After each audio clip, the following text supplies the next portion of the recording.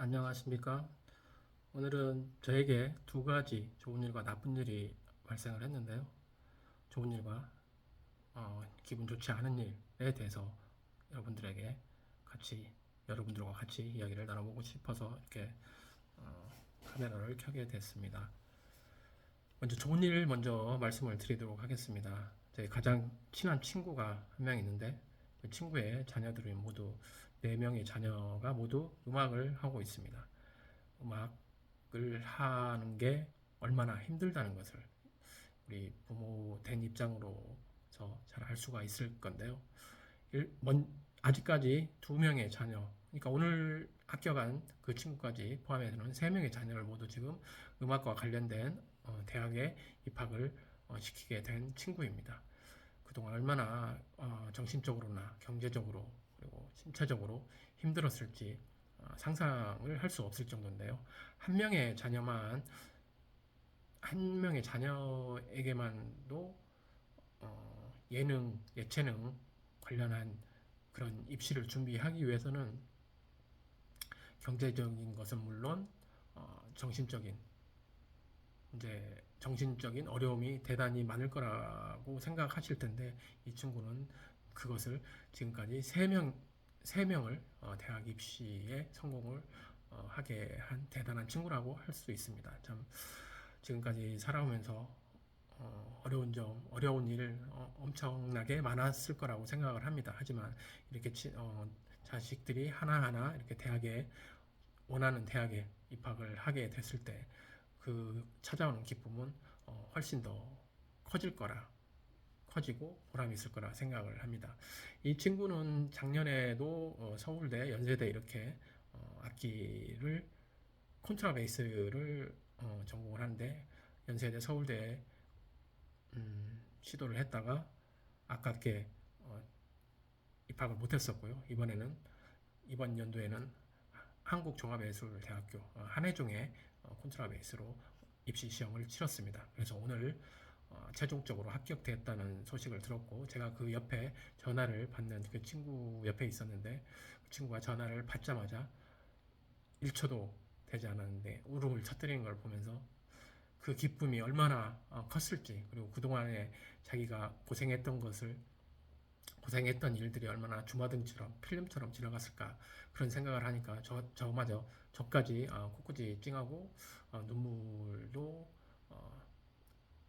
나게 되더라고요. 아무튼 대단한 친구 지금까지 고생 많이 했고 이제 앞으로 자식들이 훌륭하게 자라서 엄마의 그런 모성애에 보답을 하는 날이 올 거라 생각이 들었습니다. 이게 바로 오늘 기쁜 일이었고요. 그 다음에는 슬프다기보다 참 안타까운 일이 하나 있었습니다.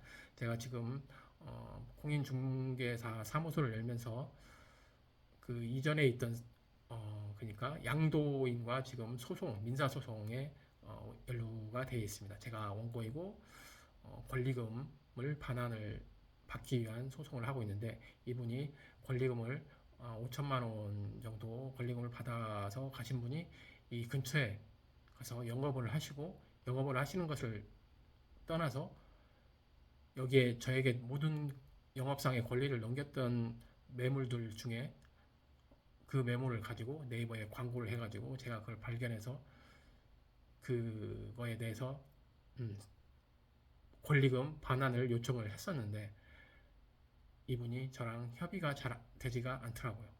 저는 일단 영업상의 권리를 넘겼는데 그분이 영업상의 권리를 다 넘기지 않고 그 권리를 가지고 매물로서 활용을 해서 광고를 한다는 것은 그 제가 받은 영업 비밀이 아무런 소용이 없다고 저는 생각을 했기 때문에 권리금의 3분의 1을 돌려달라고 이렇게 요청을 했었고요. 그렇게 해서 최고도 했었고 협의를 하기를 원했었는데 이분은 자기가 이미 받은 돈은 자기 돈이라고 생각을 하는 것인지 절대 돈을 돌려주려고 하지를 않더라고요. 그래서 어쩔 수 없이 소송을 했는데 저희도 소송을 준비하면서 변호사님과 만나서 처음에 많은 이야기를 했을 거 아닙니까? 그 이야기 중에서도 변호사님도 이것은 상법상의 경업 금지 의무에 위반하기 때문에 우리가 반드시는 아니지만 이길 확률이 높다. 그렇게 해서 소송도 시작한 거였고, 다만 제가 그 특약을 쓰면서 제가 처음 시작해보는 일이라 특약 사항에 대해서 자세히 알아보지 못한 저의 과실도 있기는 하지만, 그렇다고 해도 제가 그 특약으로 넣었던 지역의 범위에 대해서 이번 1심 법원의 판단은 너무 보수적이었다고 생각을 하게 됐습니다.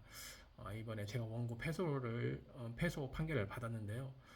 이 영업상 권리를 가지고 갔으면 10년간 동일한 행정구역 내에서는 영업을 해서는 안 되는 건데, 이 분은 바로 옆 동네 반경 2.5km도 안 되는 곳에 가서 영업을 했을 뿐만 아니라 저의 매물을 가지고 광고까지 했기 때문에 분명히 경업 금지 의무에 걸릴 거라고 저도 판단을 했고, 변호사님도 그렇게 생각을 했기 때문에 소송을 진행한 거였는데, 법원의 판단은 저희하고는 전혀 다르게 나왔더라고요. 너무 보수적으로 나와서 범위도 너무 좁히고 지역에 대한 그 해석을 너무 좁혀서 해석을 해서 저에게 패소 판결이 난 것 같습니다.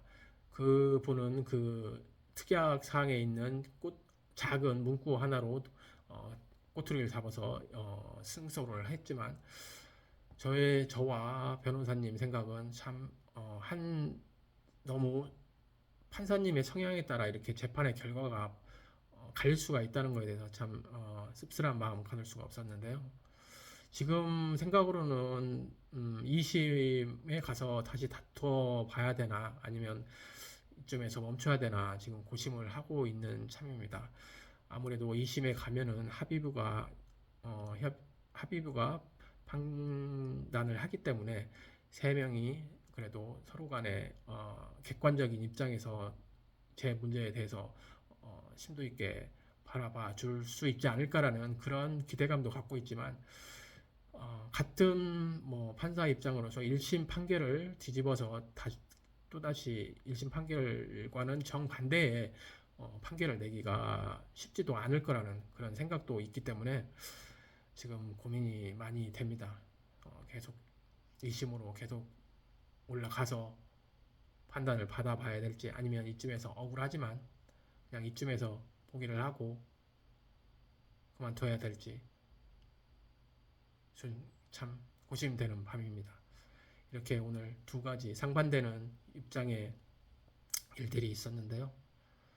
사람이 살다 보면 좋은 일도 있고 좋지 않은 일도 있는데, 오늘은 두 가지 일이 한꺼번에 왔던 날이라 참 생각이 많은 밤입니다. 그래서 이렇게 두서없이 시끄러워 봤습니다. 감사합니다.